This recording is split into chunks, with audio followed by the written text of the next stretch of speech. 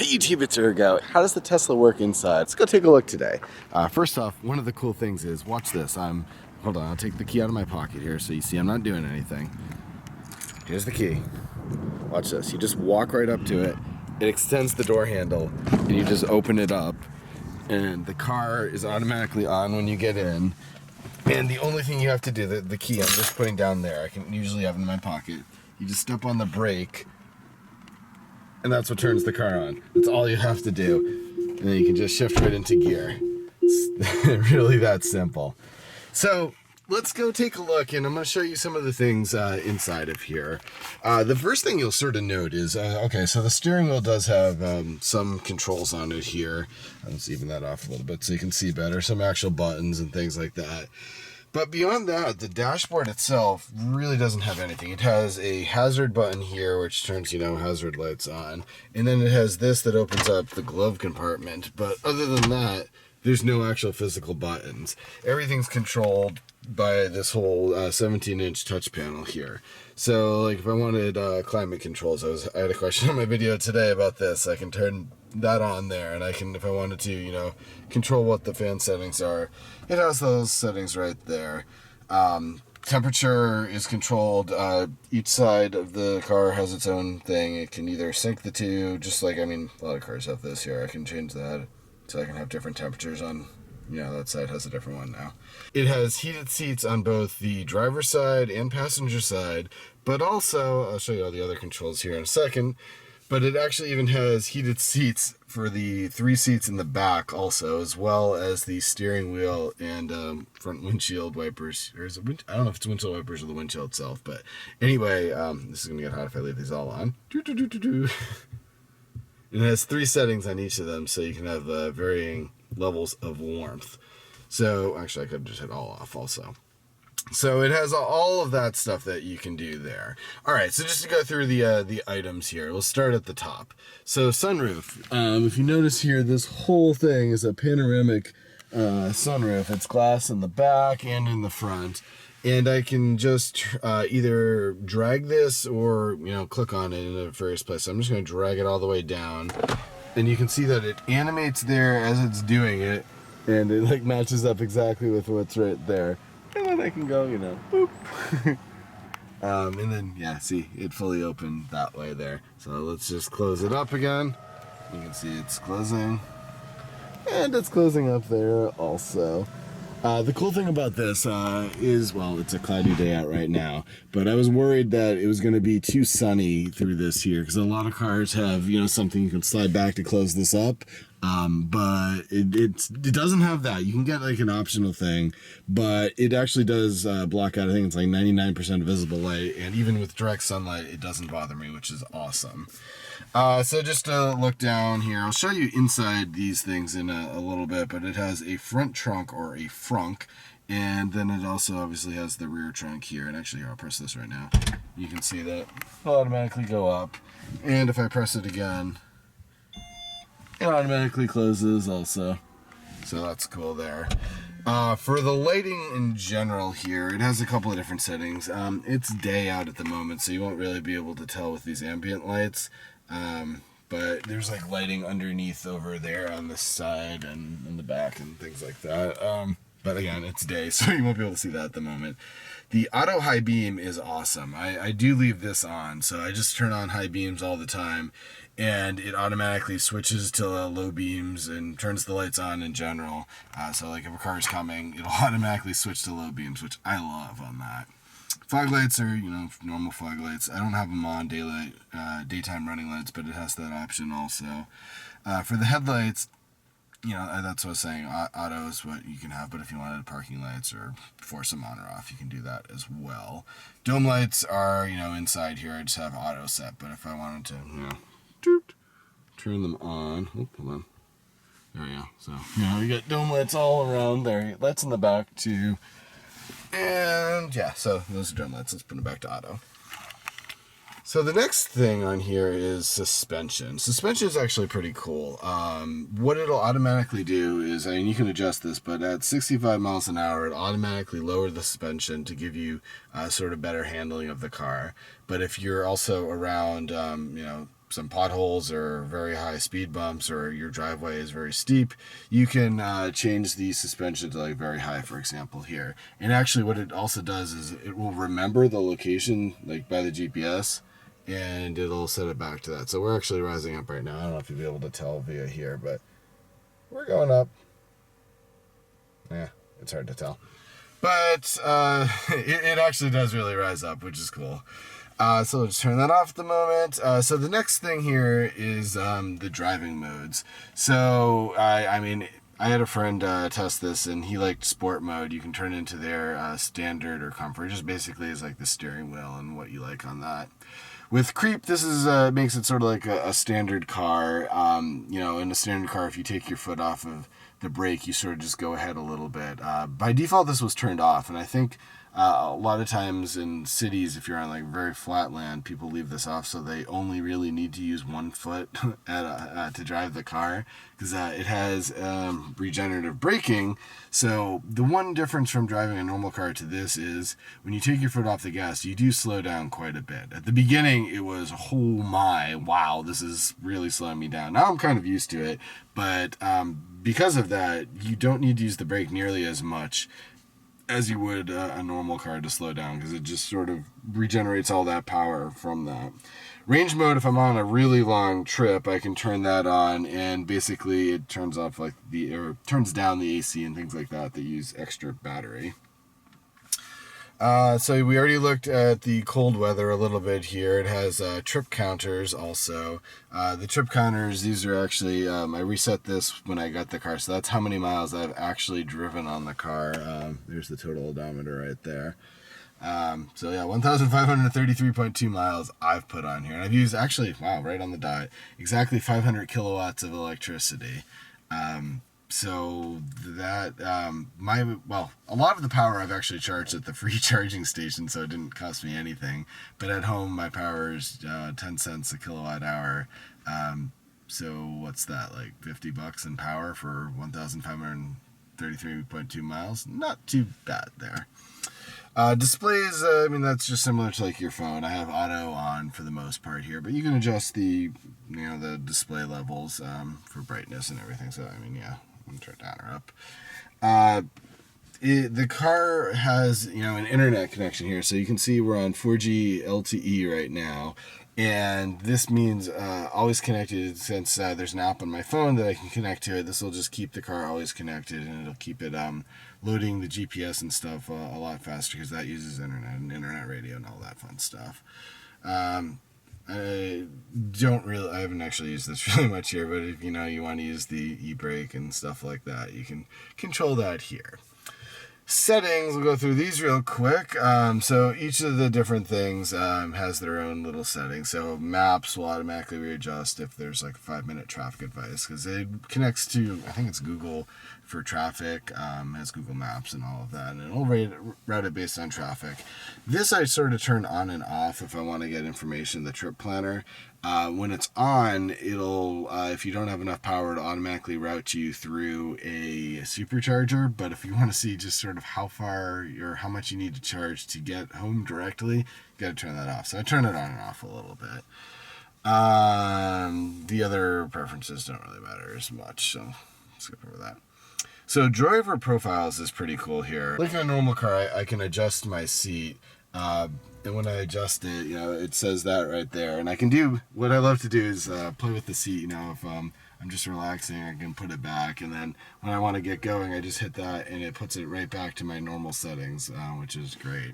And if, you're in a car that you're sharing with, multiple people, you can have multiple profiles, and it'll remember all of this. And I think it's like the mirrors and the seats and like a whole bunch of different things. Actually, here, see what's saved. So all of these things get saved with that, which is absolutely great. Just normal format settings, I leave those alone. This right here are some of the cool things. So the drive away locks, obviously, when your car you start going faster than about 5 or something, it locks the doors normal. The walkaway locks and the auto percent handles, that's what I was sort of showing earlier. It automatically like pops out my handles when I get near the car. I don't have to take the key out of my pocket or unlock it. It just knows I'm nearby, which is great. This I had to turn off because I didn't know for sure that everything was locking up and everything when they left the headlights on. It just was weird. Because when you get, I don't know the distance, but when you get a certain distance away, it automatically locks everything up for you. But there's a little time before it does that, and then if the headlights are on, you just don't know what's going on. When you go into reverse, it'll actually tilt the mirrors down automatically. Also, here, let me actually do that for you real quick. I just swapped into reverse, and that's what happens there. I'll go back into park. So I don't use this since I work from home, the smart preconditioning, but if you did, if you like are commuting, it'll automatically start recognizing when you're leaving for work, and it'll set the air down to cool the car down for you and things like that. It's pretty cool. But yeah, I work from home, so it doesn't really help. Ionizer, to make the air extra clean. Safety and security, just normal things on here. Remote access, that's again so I can use the app. We already looked at displays. Home link will be so that this button, when I get home, will automatically pop down. Oops. Click on it. It'll automatically pop down, and I just click on home, and it'll open my garage door, basically. So let me get back into settings here. I had something. Okay, so the next thing, driver assistance. So this is what they sort of pushed with an automatic update a couple of weeks ago, the autopilot system, which autopilot is amazing. There's some information about it there. But basically, I've been showing you a lot of videos of this, but there's two things there. I can turn on the auto steer and also auto lane change. And then there's also the lane assist things, which these things here, this is normal or general safety, but the lane departure things are kind of cool. So if you're starting to go over one of the lines on the side, it makes sort of like an artificial rumble strip type of a thing. So in the car that you're going out of the lane, you gotta fix, steer to go back in. This was so it'll it reads the speed and it can give you warnings based on that. I have it set so if I'm going 9 over, like I gotta be notified and slow down. That's too fast. I've been playing around with this a little bit. The collision warnings, I have it set to early now. Medium is what it was on. I'm just trying to see what it'll do to let me know. But it puts a notification up here and starts beeping at you if it thinks you're gonna crash, basically. So it's not something you ever want to have, but I put it early just so I get like some extra notice on there to be extra safe. And then the last one is just the service and repair for if you're in servicing. So that's sort of the main settings. The other things that are on here, on the display, all the controls for music and GPS and everything are all up here. So music, you have a whole bunch of options for music. It has obviously the normal radio, but then it has internet radio also through both Slacker and TuneIn. I have favorites here. So, I can I have a Green Day radio, 90s alternative, and other things on here also. I don't put the music on for copyright reasons right now, but it does a really good job of streaming radio from both of these stations, Slacker, Spotlight, So basically any type of music or comedy or whatever it has in here streaming on the internet. And, again, it just has that 4G connection, so it's nice and fast. You can also play music, obviously, via Bluetooth, and it also has USB ports over here, so you can actually, I don't have it plugged in at the moment, but I have a USB drive that I just plug in there, too, and I can listen to music from that. The GPS is actually pretty cool here. So it has, here's your normal style GPS where you'll have the maps and, you can drag around, pinch zoom in and out, even like turn it side to side, just like you would on a tablet. And then you can also, put on, turn traffic on and off. So, there's some traffic over there right now, it looks like. Or turn on also the satellite picture on things also, so you can, zoom in. And you can see that it does, it is obviously letting from the internet, so it's a little slow at times, but it's actually pretty decent here. So then, I guess to show you quickly, when you go into the GPS, the places, just to show you all the superchargers that are nearby here. Whenever you're doing the drive, it'll, like I said, navigate you through these, but the Tesla superchargers are the ones that, can charge up real fast. And this one here is the one we had a video from the other day. It was in the Lumberton, charging station. Got a calendar app, which if you press that, we got calendar things. It has energy, which will show you. You can change this to sort of various different things, but it'll show you the energy usage in various parts. And actually, one of the cool things with this is the dotted line here is the rated amount. And depending on your driving, you might be, for your total range, you might be up, above or below the rated amount there. Actually, sorry, the dotted one's the average. The gray line is the rated amount. And depending on that, so you can go faster or lower. And, on the trip, I'm not in a trip mode at the moment, but when you do this, it'll show you the estimated battery at the end of the trip, and you can sort of speed up or slow down to make sure you have enough battery to do that. It has a web browser in here, which, is live. So I just have, obviously, Social Blade pulled up at the moment. It doesn't do video and things like that, but it does do, images and everything. So that's pretty cool, and go anywhere you want on there. I can manually activate the backup camera if I wanted to, but it'll automatically switch to this also. So actually here, I'm gonna go into reverse, and you can see what it does. So it has the camera, and then as I'm backing up, it'll notify me, with like pictures on here if I'm gonna be running into something. One thing it's supposed to do, but I haven't actually figured out how to do it yet, or actually I haven't had a real need to do it yet, but it's supposed to automatically parallel park you also. Once I figure that out, I'll show you how to do that too. Then also, obviously a phone that you can dial with as well there. So the last thing, just to show you on the dash itself, you can change the things that are on the side here by these buttons over here. So the ones I normally keep up are, either energy over on this side when I'm not navigating, or navigation will pop up there, and then on this side, sort of like a bunch of trip information.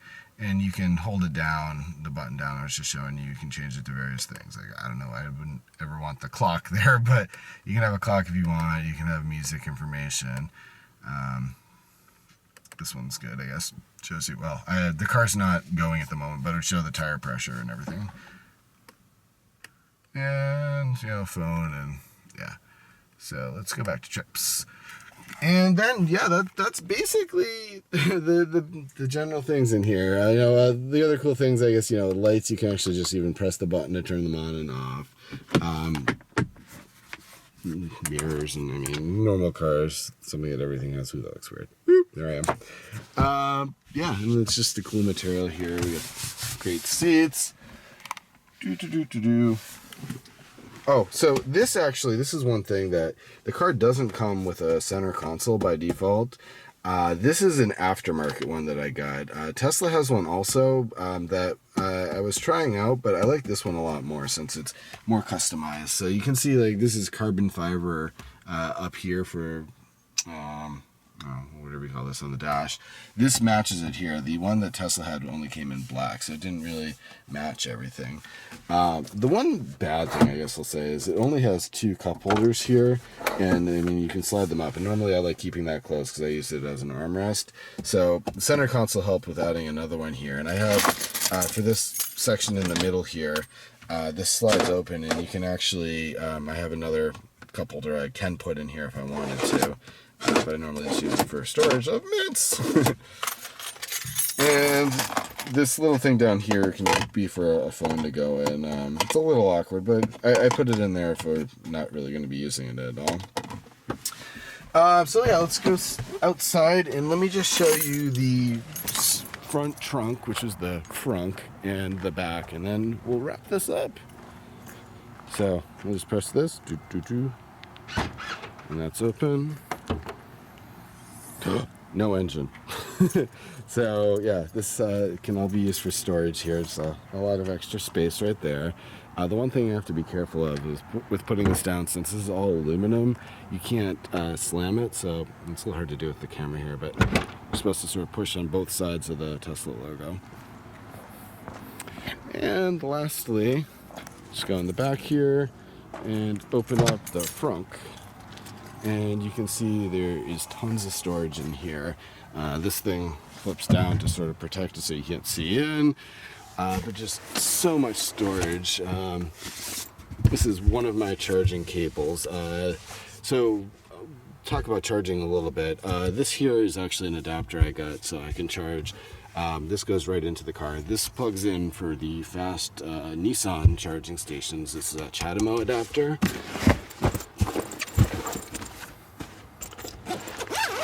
For normal public charging stations, this is the adapter that I use here. Again, this goes into the car, and this will plug into a normal charging, public charging station.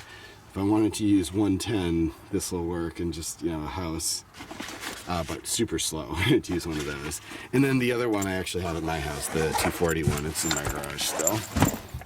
And then the last thing, if I can put this in,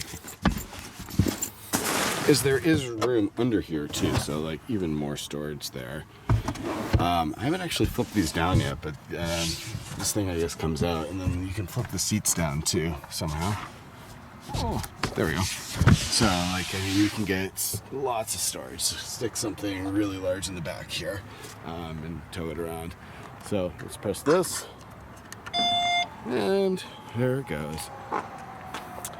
Then I guess very last thing, right over here, that's where you can charge. You just plug the cable in there and you charge. Alright guys, I hope that was interesting to you. That's sort of a quick walkthrough of the features of the Tesla, sort of while it's parked. Now, obviously not driving right now. Thanks for watching, guys. Thanks for commenting, liking, and subscribing. And I'll see you guys again tomorrow. Take care.